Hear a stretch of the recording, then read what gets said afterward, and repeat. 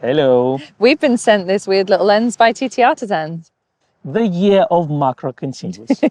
This is the 100mm f2.8 tilt shift macro and has a 2x reproduction ratio. So we're gonna whack it on a tripod because there's no other way to do it and see how it performs. That's true. So you mentioned tilt and shift in a macro lens. That's right. That's the first one we tried.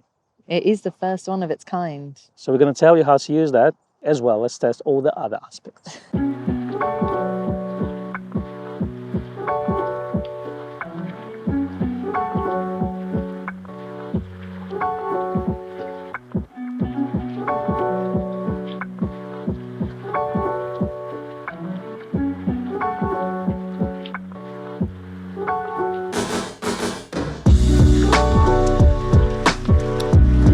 Look at this cutie pie. Let's see if I can focus on it. Ooh.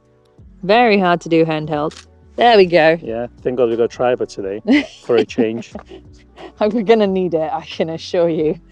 I'm gonna make use of zooming in on the back screen with the OK button. So that kind of zooms into 100% so that I can see what I'm doing before I then hit the shutter button.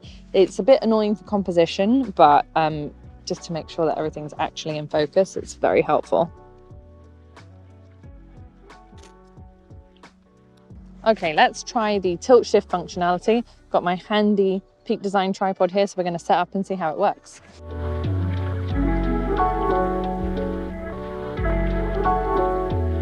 I will say for composition, it's actually really nice to have a tilt shift functionality in a lens, particularly if you've set your tripod all up and then the lens isn't quite where you need it to be to get the angle that you want. So this is quite a nice additional feature. Fancy.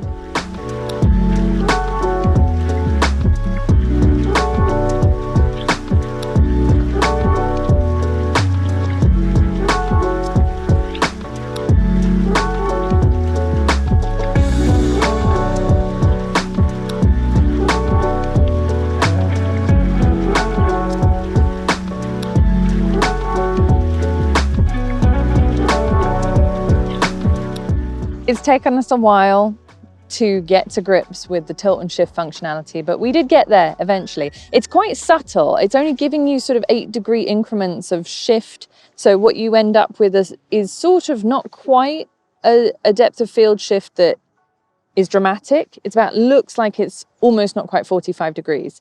I think that would be great for product photography. For out in the field macro, it might be a little bit more challenging, but it does work, which is nice. The other thing to bear in mind is that the controls of the tilt shift functionality mean you have to position your camera on your tripod very carefully so you don't end up trapping your fingers, because there are some awkward little locks and things to get to.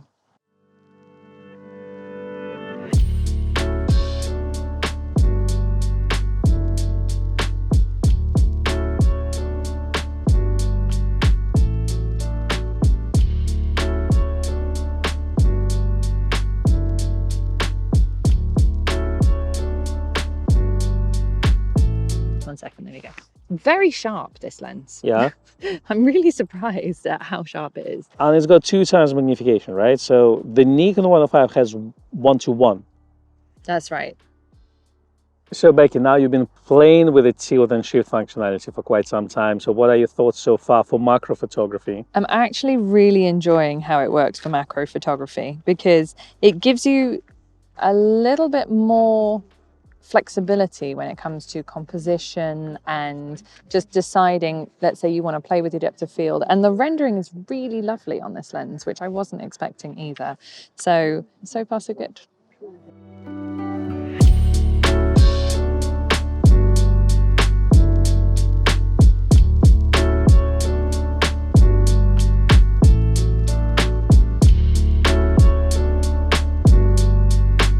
Since I'm not qualified to actually take macro photography pictures because I don't know how to do them by my course, I'm going to talk about specifications of the lens.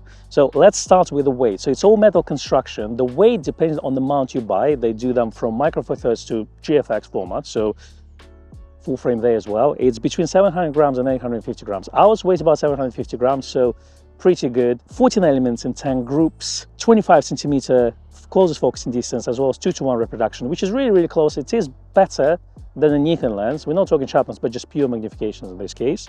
And if you're talking about the tilt, it's 8 degrees and it's 6mm shift, which is pretty good. What I like about this lens is bokeh. It's got 12 diaphragm blades, and that what creates this beautiful rendering. And I'm sure you can see it in Becky's photographs. Here's some other features of this lens. So first of all, it comes with this little hot shoe mount, which you can put, for example, LED light on, or you can put a flash on, and you've got 4 points that you can attach it to.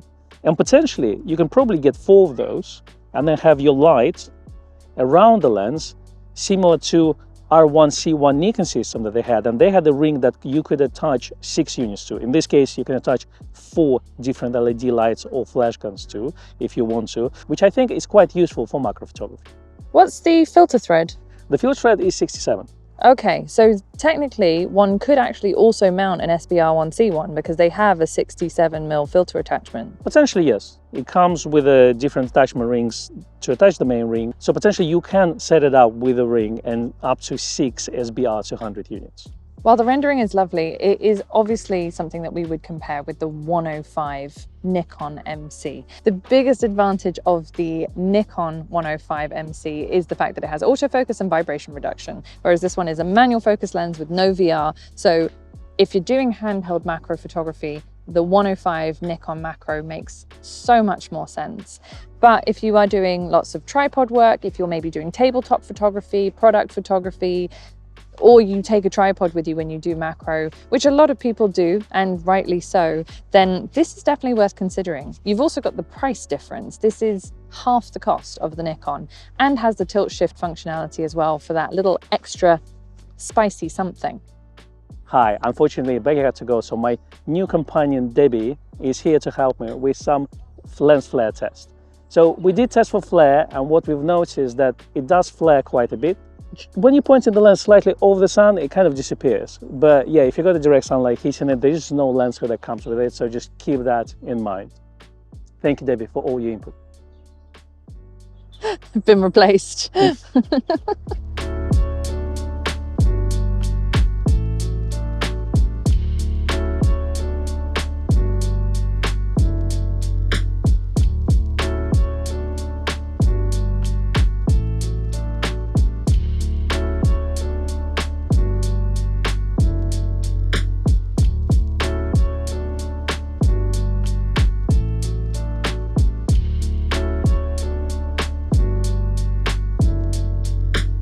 Conclusion time.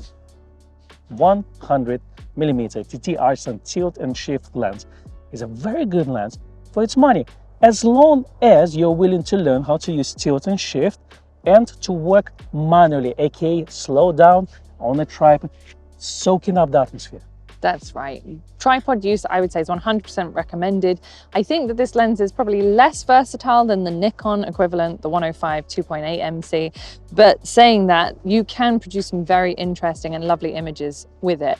The thing that surprised me the most is the optical quality. We've tried a lot of third-party macro lenses over the years, and this one stands out to me as one of the best. So sharpness-wise, no complaints. So would you say this is a macro lens for enthusiasts, but for the enthusiasts that already kind of have their autofocus lenses and now want to get even further with their macro setup? Potentially, or if you are a tabletop macro photographer, if you do a lot of shots indoors and you don't have random elements like moving subjects and wind, then this is a really good option and is a great price as well for the quality that it produces.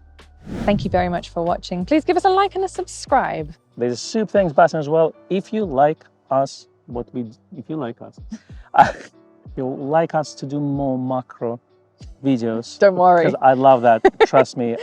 Please don't ask us. So much more in store for you, don't you worry. All the macros in the world. This is our mission, to review all of them. Good.